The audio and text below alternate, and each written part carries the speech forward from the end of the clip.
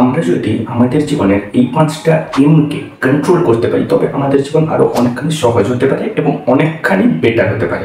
এই 5টা এমের ফার্স্ট এমটা হচ্ছে মাউথ, আওয়ার ওয়ার্ডস। আমরা যে কথাগুলো বলি সেই কথাগুলোর ভ্যালু কতখানি সেটা আমাদেরকে খেয়াল রাখতে হবে। স্থান, কাল, পাত্র এই 3টা মাথায় রেখে কথা বলা উচিত, যে কোন সময় বলছি, কাকে বলছি এবং যে ব্যক্তিটাকে বলা হচ্ছে সেই ব্যক্তিটা সেটা ঠিক জায়গাতে আমি ওকে বলছি কিনা, এইটা আমাদেরকে খেয়াল রাখতে হবে। কারণ আমরা অনেক সময় অনেক কথা বলে ফেলার পরে আমরা রিগ্রেট ফিল করি যে এই ব্যক্তিকে এই কথাটা এই জায়গাতে এই সময় না বললে বেটার হতো। আমরা সেই কথাটা বলে দেওয়ার পর নিজেদের ভ্যালু যেন ওই জায়গাটায় কমে যায়, আমরা পরে রিগ্রেট ফিল করি। এই রিগ্রেট ফিলিংটা হচ্ছে টু মাচ পেইনফুল। তাই কথা বলার আগে নিজের মাথার মধ্যে আগে ভাবনা চিন্তা করুন যে এই কথাটা বলাটা উচিত হবে, হ্যাঁ কি না। নিজের ওয়ার্ড যখন কন্ট্রোলে থাকবে নিজের লাইফ তখন আরও বেটার হয়ে যাবে।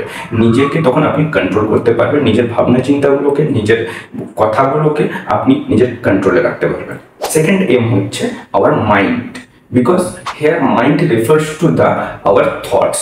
যে আমরা যে ভাবনা চিন্তাগুলো করি সেই ভাবনা চিন্তাগুলোকে যদি আমরা কন্ট্রোলে রাখতে পারি, আমাদের মনটাকে যদি আমরা নিয়ন্ত্রণে রাখতে পারি, তবে আমাদের যে বিভিন্ন সময় বিভিন্ন অনুভূতি হয় সেই অনুভূতিগুলোকে আমরা নিয়ন্ত্রণে রাখতে পারবো।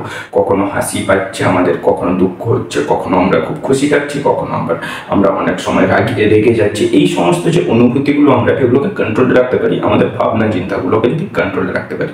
এই যে ওভার থিঙ্কিং করি আমরা, ওভার থিঙ্কিংয়ের ফলে কিন্তু আমাদের অনেকখানি ফিজিক্যাল অ্যান্ড আমাদের মেন্টাল এনার্জি কনজিউম করে এই over thinking. So over thinking না করে আমরা যদি আমাদের থটগুলোকে কন্ট্রোল করি এবং আমরা প্রেজেন্ট মুমেন্টে বাস করি, তবে আমাদের যে ইনার পিসনেসটা, আমাদের যে অভ্যন্তরীণ শান্তিটা, সেটা অনেকখানি গ্রো করে আমাদের লাইফে এবং আমরা একটা সুন্দর শান্তিপূর্ণ ভালো কোয়ালিটিফুল লাইফ আমরা বিলং করতে পারি। থার্ড এমটা হচ্ছে hour mood. If we control our mood, we can control our emotions. আমরা যদি আমাদের মুডটাকে কন্ট্রোল করি তবে আমাদের অনুভূতিগুলোও কন্ট্রোলে থাকতে পারে। আমরা এই যে বিভিন্ন সময় বিভিন্ন ব্যক্তির উপরে হঠাৎ করে রেগে যাই, মায়ের ওপরে, বাবার ওপরে, ভাইয়ের ওপরে, কোনো ফ্রেন্ডের ওপরে আমরা হঠাৎ করে রেগে যাই এবং পরে আমরা ভাবি যে এই রাগটা এখানটায় না দেখালেও হতো। তাই আমাদের মুডটাকে যে কোনো রকমভাবে আমাদের নিয়ন্ত্রণে রাখতে হবে। এই যে বিভিন্ন রকম প্রফেশনাল ওয়ার্ক যারা করেন, যারা কর্পোরেটে জব করেন, তাদেরকে এই জিনিসটা খুবই মাথায় রাখতে হয় যে কীভাবে তারা তাদের মুডটাকে, নিজের অ্যাঙ্গারটাকে কীভাবে কন্ট্রোল করবেন, ওই জিনিসটা ওনাদেরকে খুব ভালোভাবে খেয়াল রাখতে হয়। কারণ সঠিক জায়গাতে সঠিকভাবে রিয়্যাক্ট না করলে ওটার বিপরীত প্রতিক্রিয়া আমাদের ওপর পড়ে। আমরা যদি স্কুলে বা কলেজে কোনো প্রফেসরের সঙ্গে কোনো কারণবশত যদি আমরা ঝগড়া করি বা আমরা তর্ক করি, তবে সেটা কিন্তু আমাদের রেজাল্টের উপরে এফেক্ট ফেলতে পারে। উনি পার্সোনালি ওই ব্যাপারটাকে নিতে পারেন। তাই কোনোভাবে কোনো রকমভাবে তর্কে বা ঝগড়ায় জড়ানোর দরকার নেই। ওটাকে কীভাবে সেফলি ওটাকে সাইডে সরিয়ে রেখে আমরা কীভাবে জীবনে এগিয়ে যেতে পারি ওই জিনিসটা থেকে আমাদেরকে খেয়াল রাখতে হবে। 4 নম্বর এমটা হচ্ছে ম্যানার্স।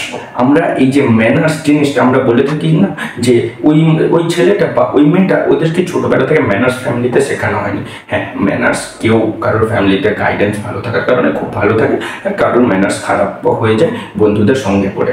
তো এই কথাটা আমাদেরকে জানতে হবে যে আমরা যদি আমাদের ম্যানার্সটাকে ঠিক রাখতে পারি তবে সোসাইটিতে আমরা আমাদের একটা ভালো ইম্প্যাক্ট ক্রিয়েট করতে পারি যে এই ছেলেটা খুবই ভালো, এটা আমাদের উপর একটা পজিটিভ ইম্প্যাক্ট ফেলে আমাদের লাইফে। আমরা যদি কোনো কাজে বা কোথাও যদি আমরা জীবনে বিপদে পড়ি তখন ওখানটায় আমাদের সোসাইটি আমাদেরকে সাপোর্ট করে, কারণ এই ছেলেটার ম্যানার্স ভালো, সে আমাকে রেসপেক্ট দিয়েছিল, তাই আমাদের ওকে সাহায্য করা উচিত। এই জিনিসটা হয়। ওকে, সো একটা লয়্যালটি ক্রিয়েট হয়, একটা আপনার রেসপেক্ট ক্রিয়েট হয় সোসাইটিতে।